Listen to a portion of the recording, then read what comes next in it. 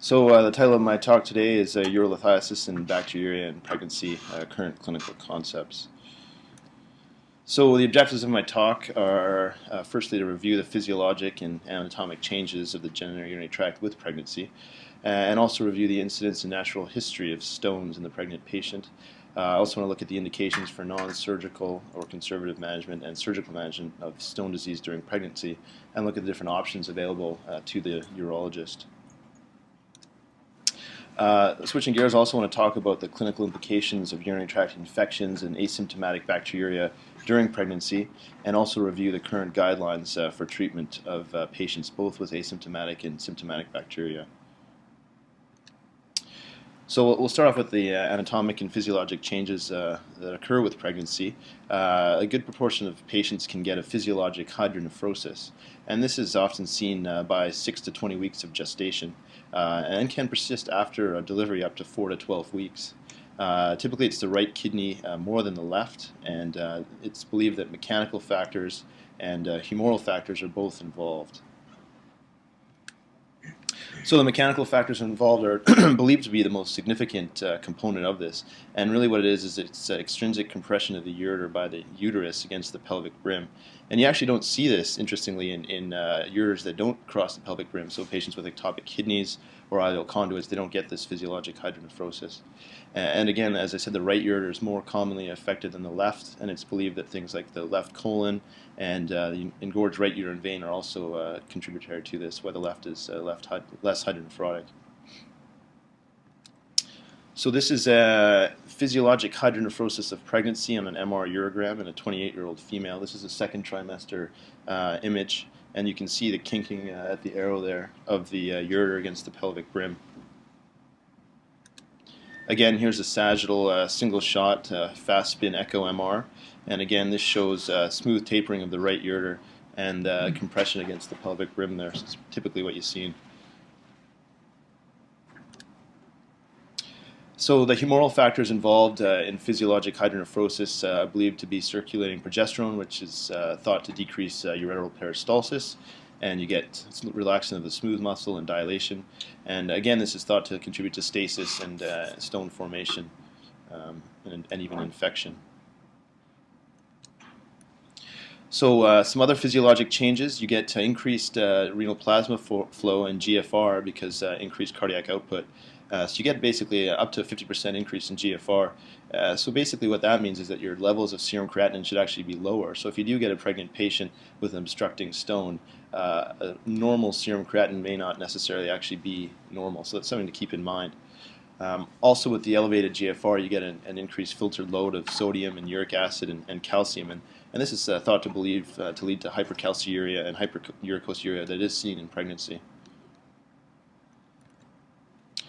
So other factors thought to lead to changes in urine chemistry include placental suppression of parathyroid hormone and increasing circulating 1,25-dihydroxycholecalciferol, and both of these factors lead to the increased absorption of calcium, and this also contributes to the hypercalciuria that you see as well.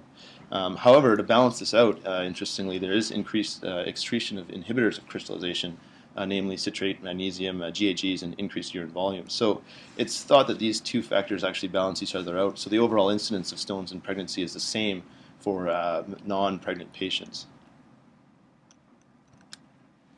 So like I said, the incidence varies up to 1 in 3,000 and as high as 1 in 250.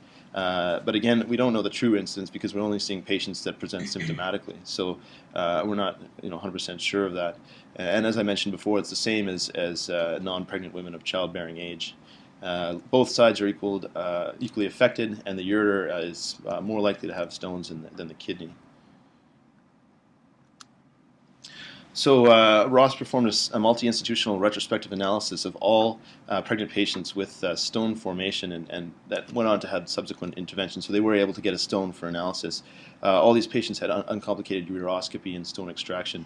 And interestingly, 74% of the stones were calcium phosphate, whereas, as we all know, calcium oxalate stones are the most common type of stone. And this, they thought, may be due to a higher pH, which is seen during the second trimester of pregnancy.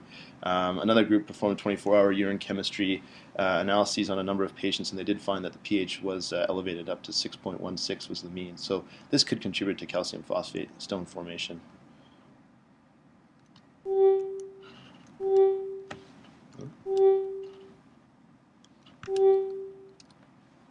Thanks. And that's all for today.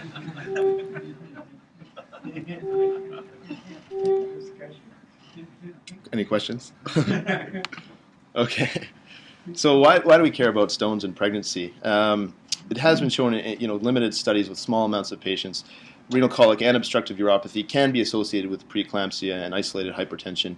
And there's a slightly elevated rate of preterm premature rupture of membranes as well.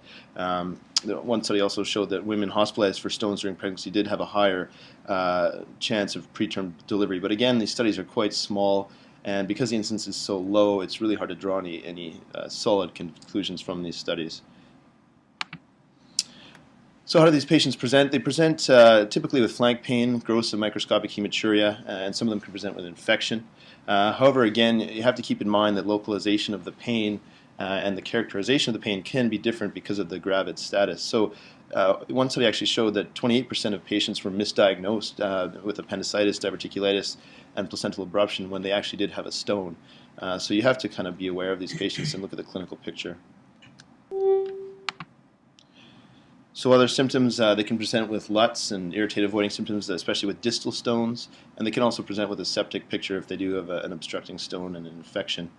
You should also keep in mind, look for a stone in a patient with persistent UTIs. It could be a source or infection with a urea-splitting organism. So let's talk about imaging, because this is really, the important part of stones in pregnancy is how to image these patients, because obviously you want to minimize the risk of ionizing radiation to the fetus. Ionizing radiation can have basically three effects on the fetus: teratogenesis, carcinogenesis, and mutagenesis. And this all depends on, firstly, the gestational age of the fetus, and then B, the amount of radiation. So possible effects that have been studied and shown include growth retardation, death, organ malformation, mental retardation, and childhood cancers. So one study basically looked at all the available data and consensus statements regarding the effects of ionizing radiation on the conceptus. And interestingly, the majority of this data actually comes from the atomic bomb survivors in Japan. And this is a cohort of nearly 2,800 women. And about 500 of them received more than 10 milligray. So this is a statement from the National Council of Radiation Protection, and they basically said that at 50 milligray or less, the risks of radiation and malformation is okay, and it's only really significantly increased above 150 milligray. Again, the American College of Obstetricians and Gynecologists echoed their sentiments and again said that anything less than 5 rad or 50 milligray is okay, and it hasn't been associated with fetal abnormalities or pregnancy loss. So this is some of the data from that review looking at those patients that were exposed to radiation. And so as you can see, organ malformation, from the human studies, it was 250 milligray. Severe mental retardation, again, was 100 milligray. Reduction in IQ, 100 as well. And actually, childhood cancers, there was no threshold observed. And the incidence there was 0.17%. Most common cancer being leukemia.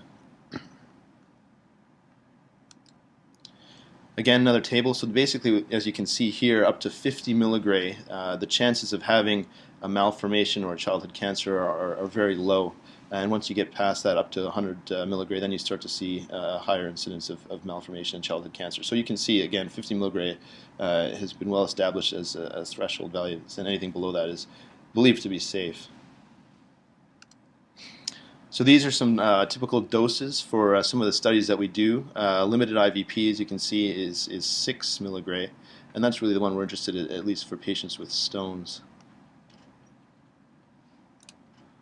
So some CT scan radiation dosage, again, CT abdomen and pelvis is 25 milligray, but stone protocol KUB is 10 milligray. So again, well below the 50 milligray threshold.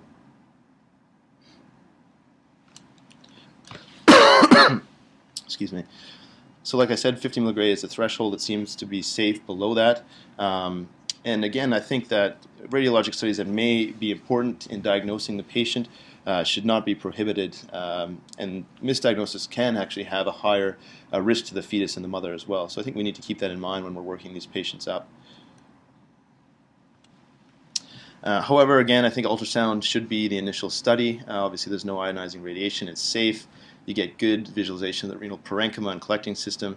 However, again, the main disadvantage is that the visualization of the distal ureter is quite poor. And it's also difficult to distinguish between physiologic hydronephrosis versus ureteral obstruction. So those are the limitations of ultrasound. Again, reported sensitivities and specificities across the literature are varied, but 34% and 86% are some numbers that you do see. One study, only 60% of patients with an obstructing stone were correctly diagnosed, and this was proven later with a limited IVP. So, ultrasound can be quite variable, and it's often operator dependent as well. There have been techniques to improve the diagnostic accuracy of ultrasound, things like looking for ureteric jets, using transvaginal ultrasound, color Doppler, and calculating renal resistive indices are all things that have been tried to help with ultrasound. So one study looked at the presence or absence of ureteral jets. They looked at 32 patients, and they were all evaluated with an ultrasound and KUB, and they also had an IVU to confirm that there was a stone. Again, in this study, 11 patients had complete obstruction from a stone, and they all had absence of jets. And so they calculated the sensitivity of 100% and specificity of 91. However, another subsequent study reported that variation in ureteral jet symmetry in later pregnancy can vary, so you may not see a jet just because where the ureteric orifice is, because it's displaced. So you have to sort of keep that in mind when interpreting this type of study. Transvaginal ultrasound has been shown to be more accurate for looking at stones in the distal ureter, and it did identify stones in 13 of 13 patients with renal colic, 6 of which were pregnant. So this can add something to your diagnostic studies. So resistive indices, we use this in transplant as well, but basically what it is, it's the peak systolic velocity minus the end diastolic velocity divided by the PSV, and basically RI itself for a single kidney, the absolute value has similar sensitivity and specificity to ultrasound. However, the delta RI, so comparing the two kidneys, had improvement in diagnostic accuracy, a very high sensitivity and specificity, as you can see there. So one study looked at 22 patients with obstructing calculi. Again, all these patients had a limited IVP to confirm that they did have a stone, and they looked at the delta RI in the patient group with stones versus patients that were pregnant without stones and non-pregnant patients without stones. And again, you can see here that the mean delta RI was significantly different for patients with stones. So it can be a useful tool. And again, like I said, the absolute RI for each kidney, there was no significant difference across all groups. So you really need the delta RI. Obviously, this will only work with patients with 2 kidneys. So solitary kidney, you can't do this study.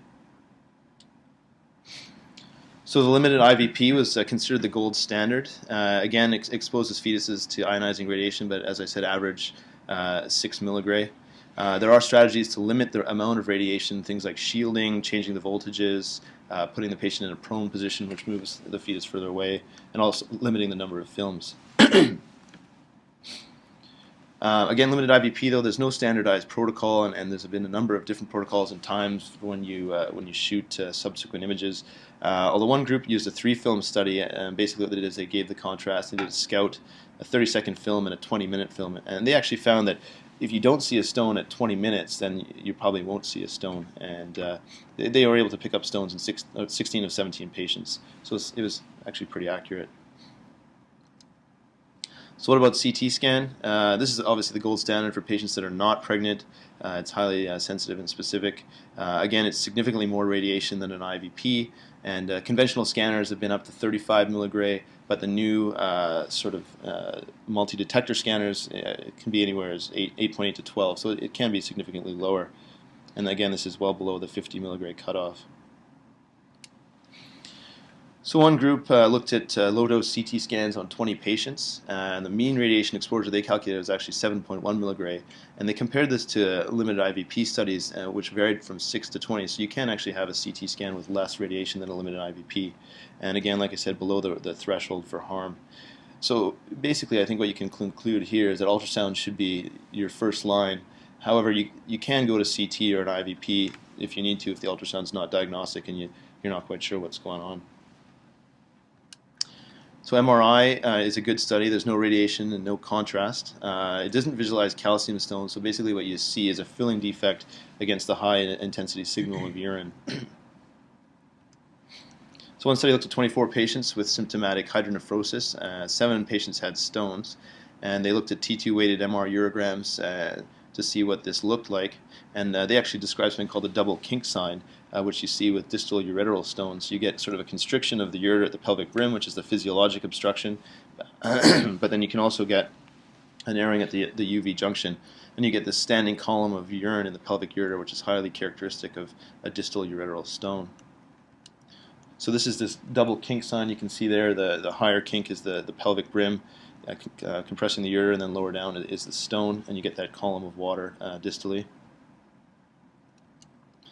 So they said that this pattern was distinct from physiologic hydronephrosis, and the other couple of things that you do see with an obstructing stone on MR is you can get some edema and perirenal fluid, which you don't see with physiologic hydronephrosis. However, again, MRI, as we all know, is limited access in an emergency situation, but again, you can say it is another choice if you have access to it. So treatment of these patients... so it's definitively stated that MRI is safe in pregnancy? Yeah. Yeah. So treatment of these patients, the majority of them will pass spontaneously. I think most of these patients get managed conservatively, and so we go to our typical things: analgesia. We want to use opioids and not NSAIDs because of the adverse effects on the fetus from NSAIDs, and obviously hydration is important. Things like Flomax, steroids, and calcium channel blockers have been shown to facilitate stone passage in non-pregnant patients, but the safety and effectiveness of these drugs haven't been proven in pregnant patients. So I don't think we can add this to our treatment armamentarium right now. So I think it's really just opioids and hydration. So about a third of these patients will eventually need some sort of intervention and will fail conservative management. The indications for intervention, again, are similar to a non-pregnant patient, so pain, not responsive to analgesia, a solitary kidney or renal impairment, obviously infection, urosepsis, or if there's any evidence of obstetric complications. And the options include stenting, either ureteral stent or nephrostomy tube, or ureteroscopy. So ureteric stents, they can be placed with ultrasound guidance or with limited fluoroscopy, and you can, again, shield the fetus when you're doing this. However, these stents need to be changed quite often because, as I said, the hypercalciuria seen in pregnancy leads to higher rates of incrustation. So typically they recommend anywhere between 4 to 8 weeks. And I think ureteral stenting is not without its drawbacks. Again, there's a higher risk of bacteria and urinary infection. There can be pain and, again, incrustation. So I don't think this is a benign thing to do, and it does come with risks as well that we need to keep in mind. Also, patients may require multiple procedures, especially if it's early in pregnancy. So a nephrostomy tube may be a better choice anywhere before 22 weeks of gestation. Again, nephrostomy tubes, they can be put in by your interventional radiologist under ultrasound guidance. Just local anesthetic is required. However, they are also fraught with the same problems with stents. You can get infections, incrustation, and you need multiple nephrostomy tube changes. However, one study did show, this is in non-pregnant patients, there was a lower rate of irritative voiding symptoms, which we expect. So that's something to keep in mind as well if a patient's not tolerating a stent. So ureteroscopy, several studies have looked at ureteroscopy, and it's been well established now that ureteroscopy is safe and highly effective in treatment of pregnant patients with stones. Changes in technology, smaller endoscopes, and obviously improvements in laser lithotripsy have made these procedures much more safe and effective and decreased morbidity associated with the procedure. And stone-free rates are up to 70 and 100%, so comparable with non-pregnant patients. A group from Johns Hopkins performed a systematic review of all studies available for ureteroscopy in pregnant patients, and they identified 14 studies, 108 patients, and basically what they looked at was the complications, and they stratified this using the modified Clavian criteria. And then what they did was they compared these complications with the available AUA and EUA multinational meta-analyses for ureteroscopy in non-pregnant patients, and they wanted to see if there was any difference in complications. So on the left there, those are all the studies that were involved for the pregnant patients. Again, 108 patients in total and 9 complications. And then on the right is the pooled data from the AUA and EUA guidelines. This is a Clavian criteria for complications. The majority of the patients in the pregnancy group, 6 had Clavian level 2, basically requiring pharmacological treatment but no surgical intervention. So the overall complication rate for the pregnancy cohort was 8.3%, and there was no significant difference in complications for pregnant patients versus non-pregnant patients who underwent uroscopy. They specifically looked at the incidence of ureteral injury in pregnant patients versus non-pregnant patients, and again, there was no significant difference across all the groups that they compared for the AUA, EUA groups. They also looked at the incidence of infection for pregnant and non-pregnant patients who underwent uroscopy, and again, there was no significant difference. So contraindications to uroscopy, these are pretty much the same contraindications as in non-pregnant patients. Obviously a large stone burden, multiple stones, sepsis, and a solitary kidney. You may want to be a bit more careful doing uroscopy. What about P&L? Again, it's not currently recommended. There's isolated reports of pregnant patients undergoing P&L, but this usually requires more fluoroscopy, general anesthesia, and prone positioning, which isn't great for the fetus or the pregnant mother. Shockwave lithotripsy is contraindicated because of the detrimental effects of the shockwave energy on the fetus and potential fetal death. However, there's a few isolated reports of patients who were early on in their pregnancy and didn't know that went on to have shockwave lithotripsy and had a normal, healthy infant. But again, these are isolated reports, so I don't think you can draw any solid conclusions from this. So for now, it's contraindicated in pregnancy. So we'll switch gears here and talk about bacteriuria. I'll start off by talking about asymptomatic bacteriuria. So these are patients that obviously have bacteria without any symptoms, and this is reported as 2 to 10% in all pregnant patients. Screening for this has been the standard of care and typically happens during the first trimester. Risks of acquiring bacteria include how long your pregnancy has been, lower socioeconomic class, multiparity, sickle cell traits, previous recurrent urinary infections, diabetes, and any GU abnormality anatomically. Asymptomatic bacteria has been shown to be the biggest risk factor for symptomatic bacteria, and it's been broken down into lower tract, so cystitis, and upper tract acute pyelonephritis. And a high percentage of patients, 30% with asymptomatic bacteria, will actually go on to develop acute pyelonephritis, and that's if they're untreated, versus 1.8% without bacteria. So treatment of asymptomatic bacteria, if you do find an early pregnancy, it's been shown to reduce the incidence of acute pyelonephritis from 28% to less than 3%. So the incidence of pyelonephritis in pregnancy, 1 to 4%, and the majority of this happens during the 3rd trimester. And again, it's believed that the biggest factor is the increased size of the uterus and its compression against the ureter, causing obstruction and stasis. The microbiology, it's the same as in non-pregnant patients. So again, E. coli is the most common pathogen, and again, the same factors, short female urethra, leads to higher risk.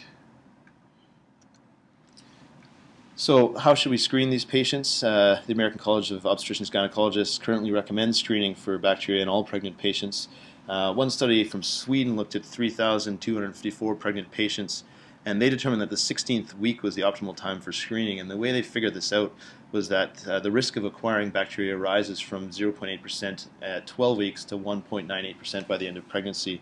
So they concluded that the risk of acquisition was highest in the 9th to 17th week of gestation. So they decided that screening was optimal at 16 weeks because treatment would provide the greatest amount of bacteria-free gestational weeks. So anywhere between 12 to 16 weeks seems to be a good time to screen these patients. And again, a single urine specimen picked up 80% of these patients with asymptomatic bacteria. So why do we care about asymptomatic bacteria? Again, the high rate of pyelonephritis is seen if it is untreated. Also, patients with group B streptococcal infections, it's been shown that there's a higher chance of premature rupture of the membranes, preterm delivery, sepsis, meningitis, and pneumonia. So these patients should be treated initially at screening if diagnosed, and they should also get treatment at the onset of labor.